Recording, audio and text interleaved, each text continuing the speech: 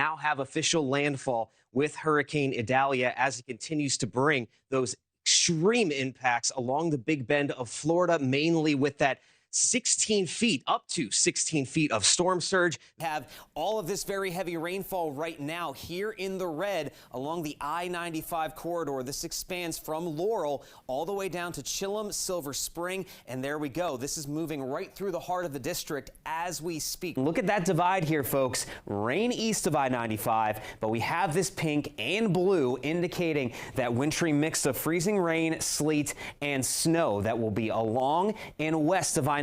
The rain and wind expected to pick up here. We'll see the worst conditions between 8 p.m. and midnight tonight before things will quickly start to quiet down after that here, folks. And again, we're going to get quite a bit of rainfall before all is said and done, with those totals likely over an inch all across the board, even some locally higher amounts with this last line that pushes through. 2 p.m. Notice how we still have a good portion of the area dealing with some of that light snowfall. Now down to the south and west, portions of northern Virginia, down toward Manassas, Culpeper, Woodstock, the snow will start to lighten up. That thick plume of smoke that was over New York City is hanging on. It was there yesterday and now it's here today. And all these pinks and purples you are seeing are hazardous levels of that smoke and particulate matter in the air, causing all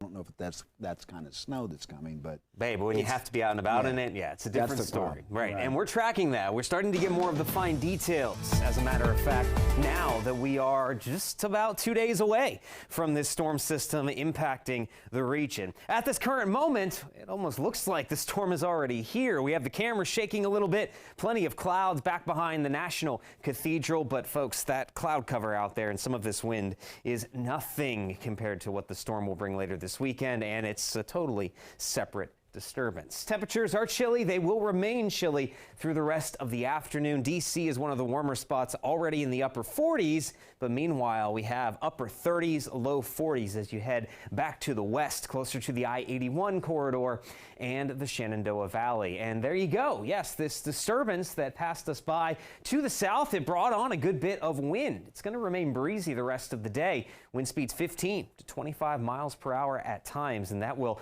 amplify the chill in the air a little bit, if you will. And there you go. We have a frontal boundary crossing through, and that is what's kicking up a lot of that wind and keeping clouds locked into place. But the good news is we're not seeing any precipitation yet, and we should continue to stay dry straight through the day on Friday. It all begins on Saturday morning. And like I just mentioned, we are starting to now pinpoint down exact times and exact precipitation amounts with Saturday's storm system. Here we are, 8 to 11 a.m. Saturday morning. That is when light snow and a wintry mix will begin across the entire viewing area, including D.C. and the I-95 corridor. But within a couple of hours, that light snow and mix will be coming to an abrupt end close to D.C., I-95, southern Maryland as well, as we see just a switch over to rainfall for some of the main metro areas in the DMV. Now out to the west, that snow, wintry mix will be continuing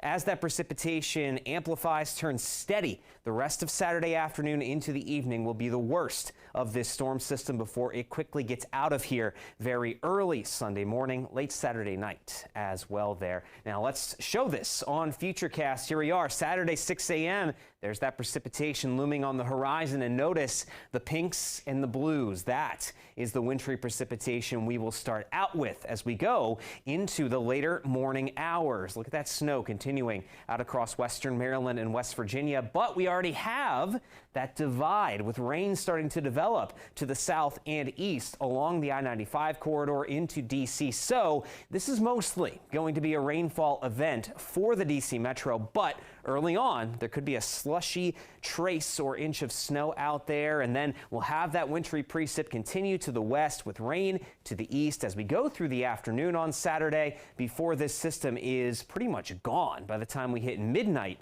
on Saturday night. So it's a short-lived event, but it will still have some impact. Here is our first look at snowfall totals, and we're not expecting really any sort of winter storm in terms of snowfall along the D.C. metro. That cutoff line is right along I-95. We could see a trace to an inch the more to the east that you go, but then out to the west along the Shenandoah Valley up into the I-68 corridor, that's where you'll find your highest totals, possibly approaching 5 to 6 inches of snowfall. So definitely more of a winter event off to the west, but then off to the east, this is going to mostly be a rainfall event. So either way, rain, snow, whatever you end up seeing, it's going to be a mess on Saturday. Stay inside, adjust those plans if you possibly can. And then as we go into the second half of the weekend, Sunday looking much better with just some clouds hanging around.